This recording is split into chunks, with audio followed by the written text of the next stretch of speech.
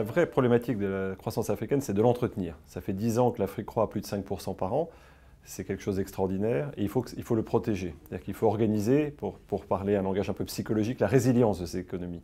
Comment est-ce qu'on organise cette résilience? En diversifiant les économies, en consolidant l'émergence des classes moyennes, en sécurisant le cadre macroéconomique, en favorisant des infrastructures sociales et d'éducation, toute une série de choses qui doivent accompagner cette croissance pour qu'elle demeure, qu'elle dure et qu'elle permette à l'Afrique de rentrer vraiment et pleinement dans le jeu économique international. Et donc là, tous les outils sont mobilisés, les outils de la Banque mondiale évidemment, et tous ceux de nos partenaires. On n'est pas tout seul dans ce sujet. Mais c'est extrêmement prometteur. On a une expérience mondiale par construction, on a vu ce qui marchait et ne marchait pas ailleurs, et on essaie d'en faire profiter nos partenaires et nos clients, c'est ce qu'on fait en Afrique aujourd'hui.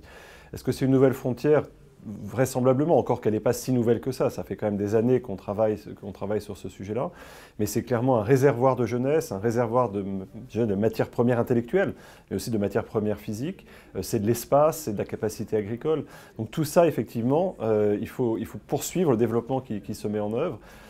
Et quand on est français, ce qui est quand même mon cas, même si en responsabilité internationale, j'oublie ma nationalité, on doit se réjouir de ce qu'une partie de cette Afrique soit francophone. Je pense qu'il faut qu'on encourage ça. C'est aussi une chance pour la France et il ne faut surtout pas la laisser passer.